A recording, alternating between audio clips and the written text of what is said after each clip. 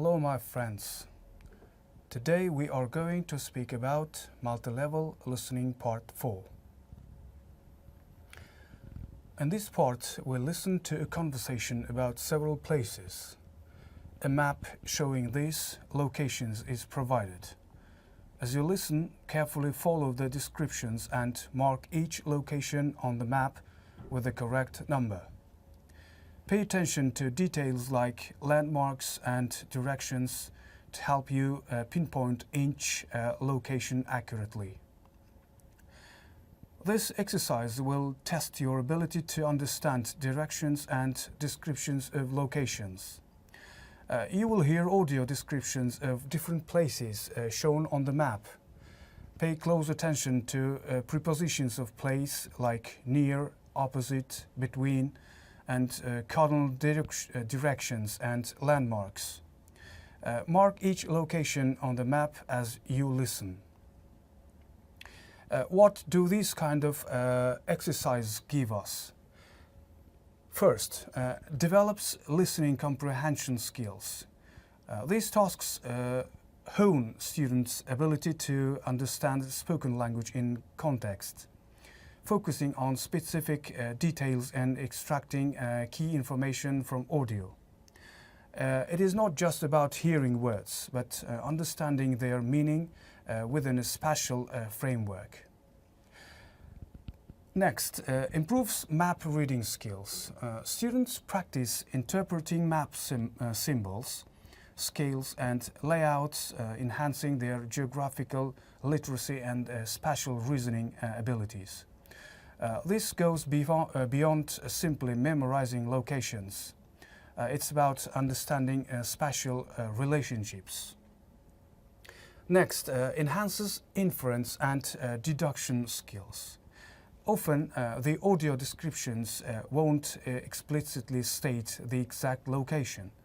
Students need to infer locations based on clues like relative positions next to, opposite, landmarks and directions. This strengthens critical thinking. And it improves vocabulary acquisition. These tasks often introduce new vocabulary related to locations, directions, landmarks and geographical features. The content of the map aids in vocabulary retention.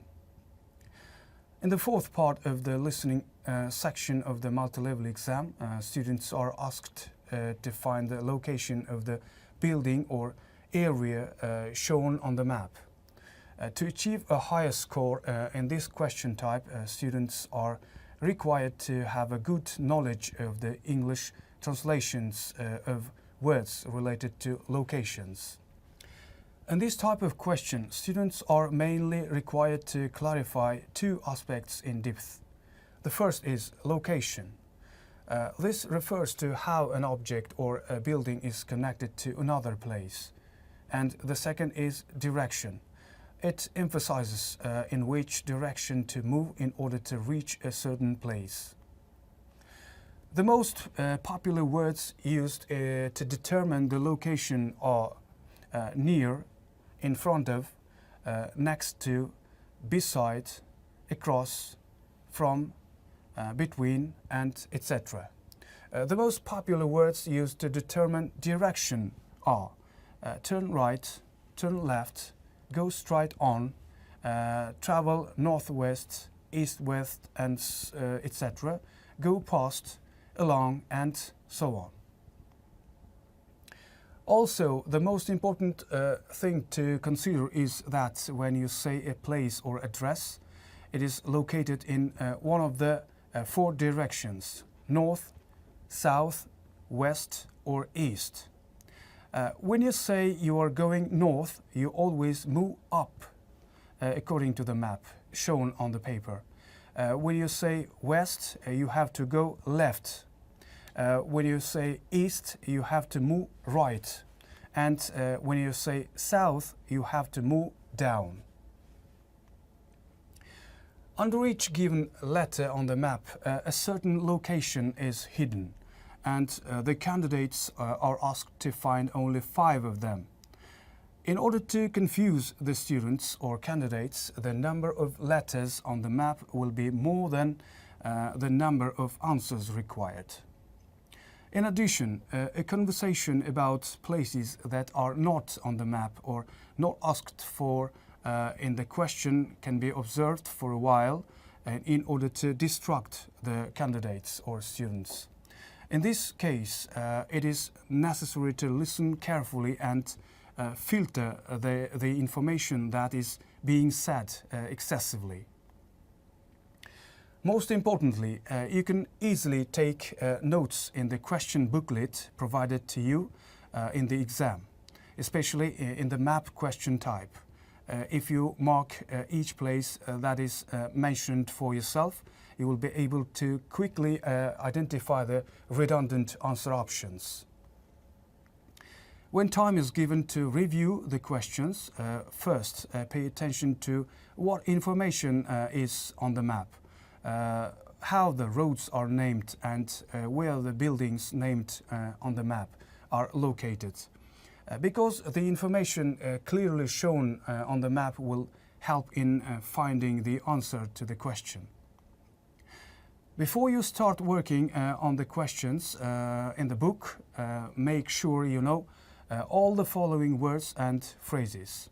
For example, left-hand side, right-hand side, pass through, in the middle, of, in the center of, corner, on the other side, opposite, to your right, to your left, heading east, west, north or south, first, second turning, junction, straight ahead, dead end, same side, before you get to. These are not all, but I have just given some examples. Let's practice a sample exercise. As you see, we have 5 places, and now we are supposed to label the places on the map. Here is a map. Let's listen to the audio and do the exercise. Okay, so if you take out your maps, I'll just point out a few places you might like to visit. So right now, we're standing in the ticket office at the bottom of your maps. So, one place I'd recommend is the Old Bakery. This is a typical bakery from this area from about 100 years ago. To get there from the ticket office, walk up Stafford Street and then turn into Rigby Road. Walk down Rigby Road. There are a few interesting places along the way, and the Old Bakery is right next to the canal. Another interesting place is the doctor's surgery. This was moved here brick by brick and rebuilt on the museum site. Walk up Stafford Street until you reach the dock. You see the cafe. Walk past that and the doctor's surgery is just there. Cooper's Cottage is also fascinating. A worker's cottage from the 19th century. Walk up Stafford Street and take the first turning on the left.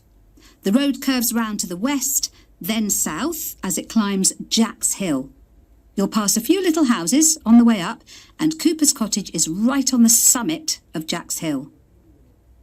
The stables are also great. This is where they kept all the horses.